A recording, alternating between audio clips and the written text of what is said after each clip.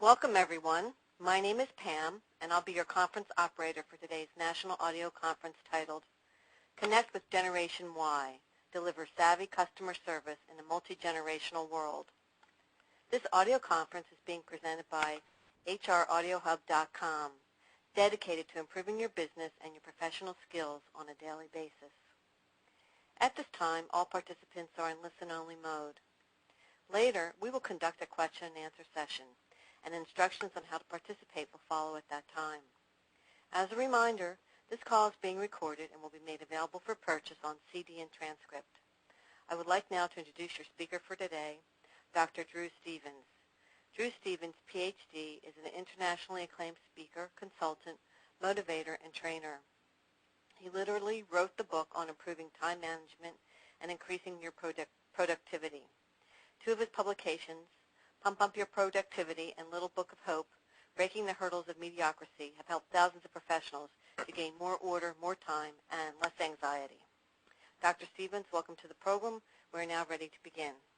Thank you so much, Pam, and good afternoon, everybody. I'm excited to be here with you.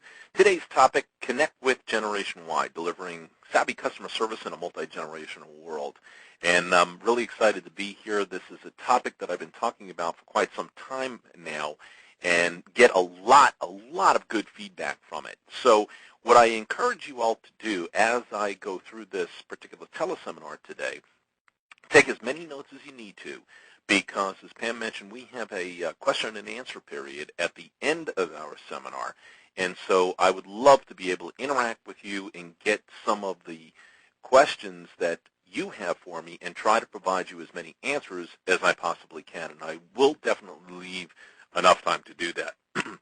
I will also, throughout this seminar, just to give you some logistics before I start, is I hope that all of you have a handout, which is in the mode of a PowerPoint presentation, PowerPoint notes, PowerPoint slides. And I will go through those, and I will point to each and every slide that I'm on, so as if you're in the room with me, personally with you, that is. And so what I will do is I will go over some things. I will point to certain things. So I'm going to ask you to underline or circle those relevant points that I think that would resonate with you and resonate with your issues.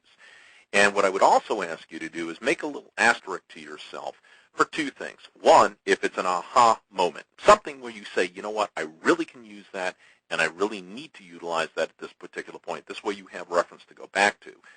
Secondly, what I'd like you to do is if you do have a question, I will try to go as slowly as I can so you can write your question down and then ask that question of me before our time is done this afternoon. And finally, what I'd like to tell you about is, a little, especially on this particular topic, because I've been talking so much about it, our conversation today is germane to that whole customer service attitude. But I want you all to understand something. When I think of customer service, I think of it as a reciprocal type of a deal. And I say that specifically because not only is customer service external, it's also internal. Your employees are all servicing each other. So while I am talking to you today, and I use the terminology customer service, I don't want you to all think that it is just solely the fast food lines and restaurateurs and things of that nature, but it's customer service in terms of equal treatment for everybody within the organization and even external to the organization. So that's a little logistics. Let's get started. And I think the best way to get started is simply this way. On slide number 2, you'll see 2 thoughts to live by that I have down. I am a big advocate of reading Peter Drucker, and it was interesting in the pre-conference I was talking about a graduate course that I facilitate for a local university near me, and I do a lot of teaching in that mode. I absolutely love it. And last night, there I am texting to Latin America where I'm going to be speaking while the class is doing an interactive exercise, and I was just facilitating at that particular point. So in a sense, I was on break.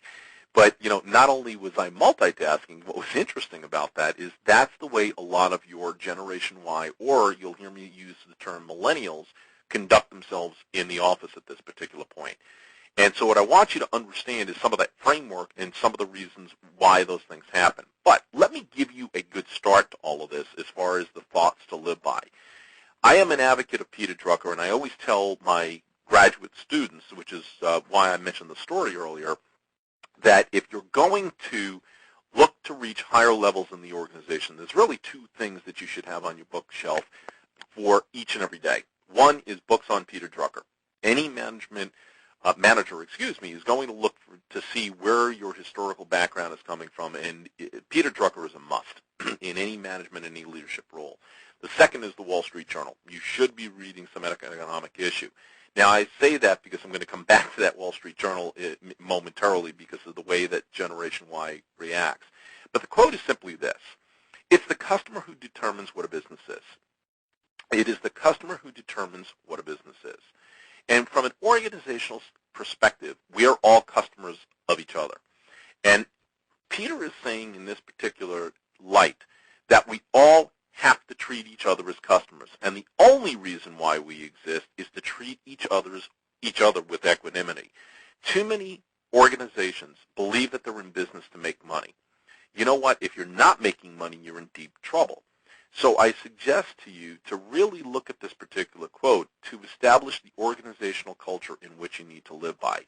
And if you cannot affect the entire organizational structure, then you need to look at this from a departmental approach because of some of the things that we're going to be talking about today.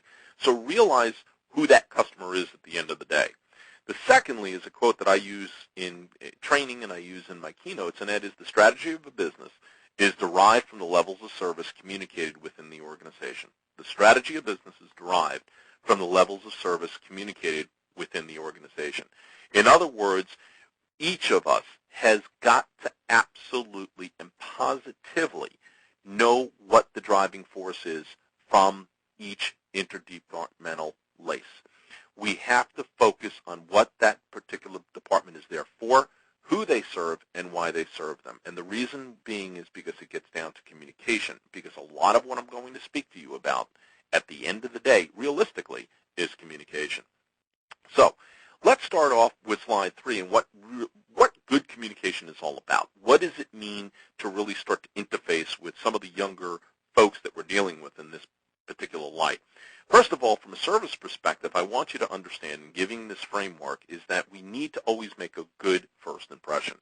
And it's interesting because one of the best stories that I can give you about having been serviced by Generation Y is my children had ordered pizza at one particular point, and we were having a party at the house, and 4 boxes of pizza had arrived.